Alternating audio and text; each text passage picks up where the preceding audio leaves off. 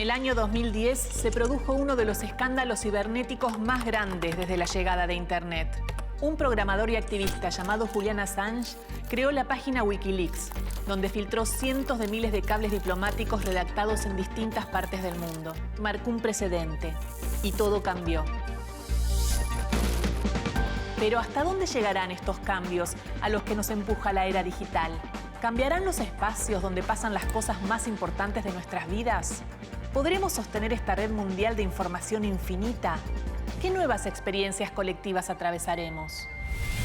El primer periódico de nuestro país es de la época de la Revolución de Mayo. Llegó con Mariano Moreno. Después, mucha tinta y papel bajo el puente, llegó la televisión y en la década de los 90 irrumpe Internet, generando un impacto fuertísimo en la comunicación.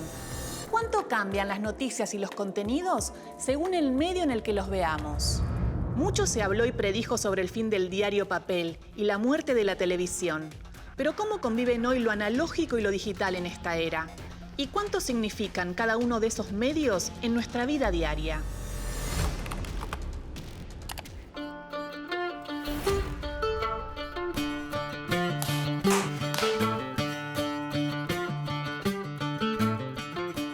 Veo muy poca televisión. Veo Netflix, veo series, streaming, veo ese tipo de cosas. Yo veo televisión, veo mucha televisión y veo muchas plataformas. De televisión consumo cosas que me distraigan. Me gustan los programas de cocina. Yo soy de mirar muy poca televisión, salvo por algún partido de fútbol, donde el directo tiene más sentido. Escucho radio, eso sí, sigo escuchando radio por ondas hertzianas. Consumo mucho AM. En radio, más FM que AM. Y FM, música. Sí soy fan de podcast. De podcast consumo lo que me vaya apareciendo y vaya viendo que está bien. Después uso mucho YouTube para ver videos de todo tipo, desde música a documentales, mucho documental. Algunos youtubers de viajes, algunos youtubers de música. Vemos todo, vemos productos culturales a través de lo que tengamos a mano en el momento y de lo cual nos represente algo más significativo. Los medios empiezan a tener nuevos usos y las personas a esos usos les damos nuevas costumbres. O sea que los medios se resignifican a través de distintos usos y costumbres que les damos las audiencias y que los medios proponen. Es muy difícil saber qué es hoy televisión. Hay profecías de colegas, algunos colegas muy queridos, que hablan del fin de la televisión, del fin de los medios desde hace 40 años.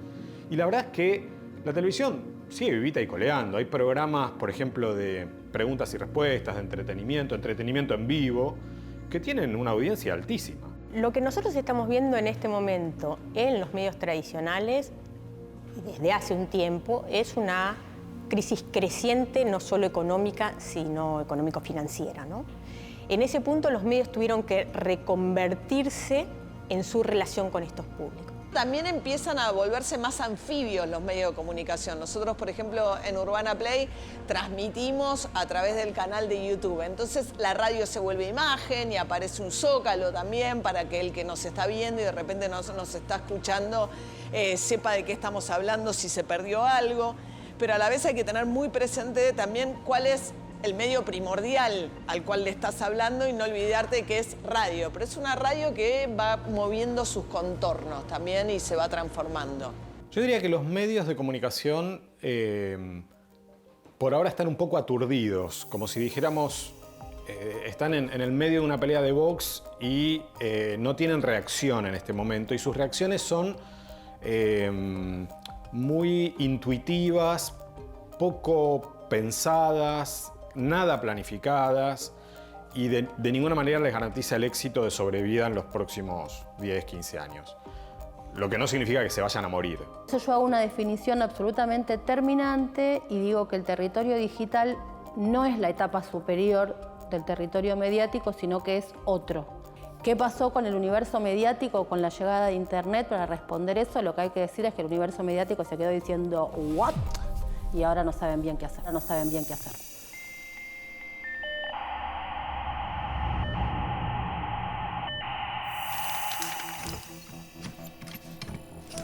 Es muy habitual que las webs de los diarios tengan un límite de visitas. Esta fue una de las respuestas frente a la crisis en la que se encontraron con la llegada de Internet. Es un hecho que cada vez se consumen menos diarios en papel y las redacciones diseñan estrategias para mantenerse solventes. Lo que aún no sabemos es si son suficientemente efectivas como para que los diarios, tal como los conocemos, se integren armoniosamente al ecosistema digital. ¿O será que aquellos periódicos, tal como fueron concebidos, ya no arman sistema con el entorno en el que vivimos? Detrás de todo el contenido que consumimos hoy, lo que hay son algoritmos. Y un algoritmo es una extraordinaria máquina de usar el pasado para predecir el futuro. Lo que los algoritmos pueden hacer, en definitiva, es predecir cómo vamos a reaccionar ante cualquier estímulo para seleccionar cuál es el contenido que deberían mostrarnos para lograr una determinada respuesta. Estos algoritmos aprenden de los ejemplos, no aprenden de reglas duras. Y aprender de los ejemplos implica encontrar patrones de una manera que nosotros como humanos no podríamos hacer porque estamos hablando de millones y millones de datos. Esa es la principal ventaja de construir algoritmos que aprendan como lo hace el Machine Learning. Lo que observamos como cuestión más dramática en términos de cambio es que ese consumo de información y de contenidos propuestos por los medios tradicionales dejó de ser el lugar de ese lector o ese contrato de lectura imaginado para ser un insumo intrínseco a las propias decisiones editoriales que se toman en el marco de los medios de comunicación. A mí, esencialmente, digamos, como periodista y como editor, me cambia un poco la forma de editar, pero lo importante sigue siendo el contenido y cómo se transmite el contenido. Y la forma de editar diferente que tiene el portal con respecto al papel tiene que ver con esta lógica, y lo pongo entre comillas, absurda, de ir detrás de un algoritmo que es desconocido y que además va modificándose periódicamente. Cambió el algoritmo, entonces tiene una menor indexación de esa nota, ese menor tránsito de ese contenido que se sube a la web.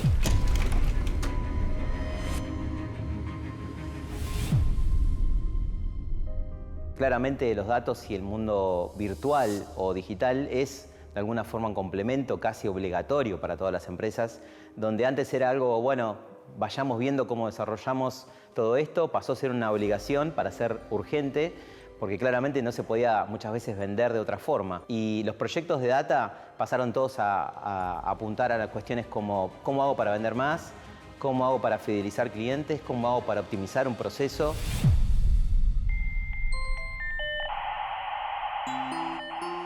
Internet nos trajo no solo un nuevo glosario, sino también productos que surgieron al calor de la era digital, como por ejemplo los podcasts, episodios grabados en audio que se consumen online y on demand.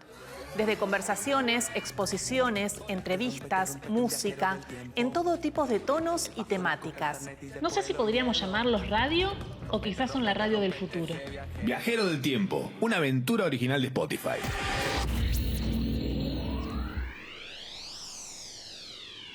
Tengo en este momento una fascinación con los podcasts. Creo que hay ahí un universo que me tiene absolutamente loca de fascinación. El podcast tiene algo que la radio AM, que es la que a mí me gusta, está perdiendo, y es que en el podcast no me gritan. Te levantás a las 7 de la mañana y hay alguien indignado que está gritando. Y vos decís, no me griten más. La radio era el lugar por excelencia en el que mi mamá se informaba. Hoy la radio es el lugar en el que yo me informo. No, son las redes sociales. Pero el hábito de escuchar algo, de la misma forma que escuchamos radio, como podría ser Twitch, por ejemplo, en este momento, sigue y se resignifica en otro lugar. Toma importancia otra de las cosas que te daba la radio. Por ejemplo, acompañar. Por ejemplo, hacerte transitar un momento en el que estás estudiando. Por ejemplo, hablar de distintos temas en los que querés tener compañía y poder pensarlos y repensarlos. Yo creo que la radio está mostrando que tiene una ductilidad extraordinaria, que viaja muy bien y que además se adapta muy bien a algo que yo creo que es la necesidad de este momento, que tiene que ver con que la información te llega igual, no te va a faltar la información. información. La noticia la vas a tener igual. Y la radio te la tamiza a través de alguien que es familiar, alguien en quien depositas credibilidad. Entonces yo creo que la radio es un medio que se adapta súper bien a las nuevas tecnologías y también le llega al oyente o los oyentes de una manera muy adecuada para estos tiempos.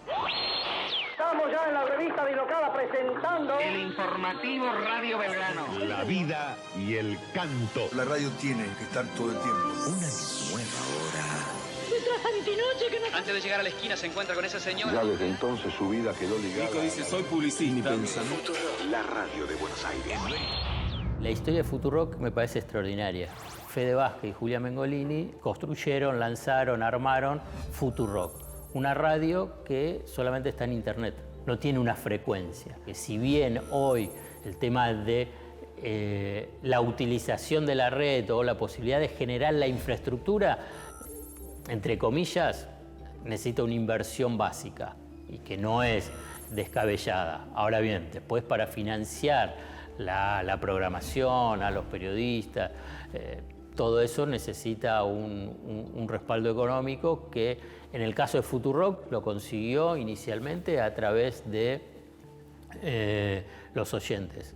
Y con el propio crecimiento se pudo y puede avanzar con la publicidad. Con la digitalización y con Internet es más sencillo en ese sentido tener un medio, digamos, de comunicación, ya sea que se trate de un blog, una página web, streaming, podcast, todo el abanico de opciones que se abarata muchísimo para producir. Mi nombre es Fabián Leguizamón, trabajo como ñeco en las redes, pertenezco al colectivo Identidad Marrón. Bueno, Identidad Marrón es un colectivo que tiene ya más o menos 6 años y reúne a los que nos reconocemos hijes y nietes de campesinos, indígenas, inmigrantes de países cercanos, racializados. Este sistema que nosotros denunciamos es el racismo estructural. Planteamos que de repente los oficios tienen un color de piel, la ciudad está segmentada por colores de piel, qué color de piel tienen las villas, las cárceles, los barrios populares, pero también qué color de piel tienen los albañiles, qué color de piel tienen los presos y a su vez qué color de piel tienen los jueces, qué color de piel tienen, por ejemplo, los académicos. Para Identidad Marrón, el estar en las redes implica que nuestro mensaje se difunda en una plataforma también democrática. En ese sentido, lo que nos permitió fue llegar a muchísimas personas que hasta entonces no se estaban reconociendo como personas racializadas y que es muy importante que se reconozcan para que empiecen a luchar por sus derechos también.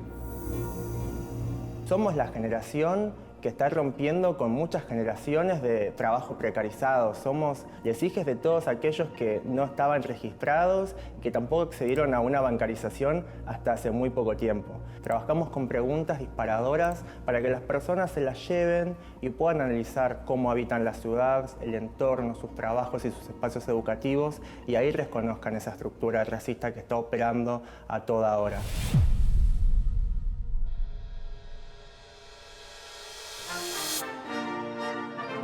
Sos un maleducado. Y esto es completamente fascista. Tengo que pagar primero y discutir después. Exactamente. La escena de una familia que se junta a ver a la misma hora el mismo programa frente al televisor ya es ficción. En los últimos tiempos surgieron contenidos individuales que van directo a las plataformas. Incluso muchas veces ni siquiera pasan por la televisión abierta. Pero no perdamos de vista que muchos hogares no acceden a esta banda ancha. Acceden a los contenidos a través del celular. Y eso los limita. Los limita por el dispositivo y por el uso de datos. Entonces, frente a este escenario, ¿cómo afecta a los consumos culturales? Por ahí cuando hay un evento extraordinario como una final de fútbol de este lado del continente o una final de Super Bowl del otro lado del continente, podríamos pensar en una familia reunida y también pensar qué es la familia en la posmodernidad, si es un grupo de personas amigas, si es una diversidad o es la familia tradicional que nosotros veíamos. Pero en general eso en la diaria ya no lo tenemos más y por eso es tan importante todo el tiempo volver al tema de los datos. qué es lo que cada segmento etario quiere ver. ¿Qué quiere ver la persona que tiene entre 20 y 30? ¿Qué quiere ver la persona que tiene entre 50 y 60 y es hombre? ¿Qué quiere ver cada uno? Una de las cosas más interesantes que han ido descubriendo los algoritmos, no es que no se supiera de antes, pero era muy difícil de demostrar, es que somos predecibles. Hoy en día, con el aumento de la digitalización de muchos de nuestros hábitos, ¿sí? Esto de que vamos dejando huellas en el mundo digital permanentemente, es posible para una inteligencia artificial en condiciones de procesar toda esta información, establecer correlaciones que permitan deducir, con un cierto grado de efectividad, nunca va a ser total, que personas que hicieron tal y tal cosa en determinados momentos terminaron haciendo esta otra. Y esta otra persona que reúne todas esas condiciones probablemente también termina haciendo esta otra cosa. Si estamos viendo alguna película, seguramente nos salió una sugerencia de una serie o otra película en función a lo que fuimos viendo. La plataforma registró todos esos datos, como por ejemplo qué artistas nos gusta, qué género solemos ver, en qué horarios, si lo vemos de un teléfono o una tele. Toda esa data es analizada y la recomendación que nos hace, que es bastante personalizada a nosotros, está basada en datos, usa Big Data.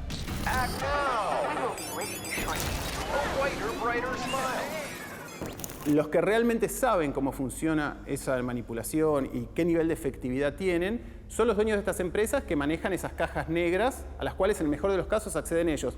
Es muy difícil saber qué correlaciones está estableciendo un algoritmo para lograr el objetivo que se le propuso. Pero estas empresas tienen el acceso a los servidores, a los datos y demás. El tema es que los que estamos afuera, a lo sumo, en algunos casos hacemos ingeniería inversa, no yo, digamos, algunas organizaciones hacen ingeniería inversa para ver qué pasa si yo hago esto, qué respuesta me da.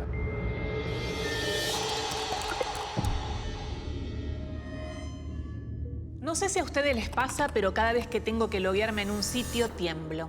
Trato de poner en todos las mismas contraseñas, pero a veces piden mayúsculas, números, ya no sé. Termino en unas fórmulas imposibles de recordar y que, confieso, me da paranoia anotármelas en un papel, mandarlas por mail o hasta guardarlas en la propia página donde quiero entrar.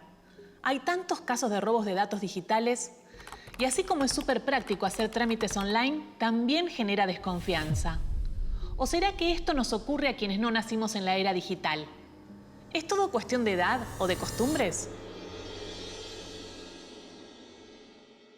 Cuando estamos utilizando redes sociales, a mí me gusta separar lo que es seguridad de lo que es privacidad.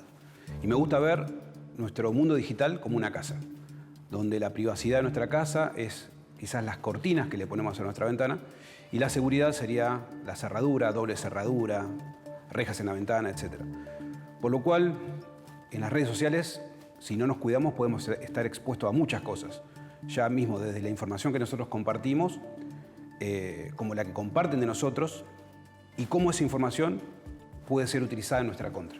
Con respecto a los datos, por ejemplo, en España tenemos la GDPR, que es una reglamentación que asegura la protección de los datos personales. Con respecto a la inteligencia artificial, hay mucha gente hablando de hacer como una especie de auditoría de los algoritmos, ¿no? Como dejar de que sean una caja negra, sino empezar a que sea una caja transparente de vidrio y podemos entender lo que resuelve. Eso es muy difícil, pero hay iniciativas en el mundo tratando de entender cómo hacer eso. Y sobre las redes sociales creo que hay también mucho para hacer. Mucha educación también de parte de nosotros los usuarios, de entender leer los términos y condiciones. También las empresas deberían hacer términos y condiciones más sencillos, ¿no? También nosotros entender dónde publicar, qué publicar, cómo hablar, porque es una cosa absolutamente real. Antes se pensaba que era un mundo virtual donde cualquiera podía decir cualquier cosa. Ya no es así. Entonces hay mucho para desarrollar. Seguramente va a haber reglamentaciones estatales más profundas en los próximos años. La mayoría de las personas hablamos que pasamos mucho tiempo conectados y que pasamos mucho tiempo en las redes. Y el primer punto a pensar todos juntos y empezar a entender es que de alguna manera la experiencia del mundo que nos rodea se amplió. El mundo sensible, el que conocemos a través de nuestros sentidos, de los ojos, de los oídos, se amplió. Ya no es solamente el mundo físico, sino que es el mundo digital, en el cual habitamos, construimos identidad, nos enamoramos, compramos, estudiamos. Ese es el principal cambio sustancial que trae la era digital. Entender que hay un lugar nuevo, un lugar distinto, que no le compite ni le roba el espacio al otro, que lo complementa.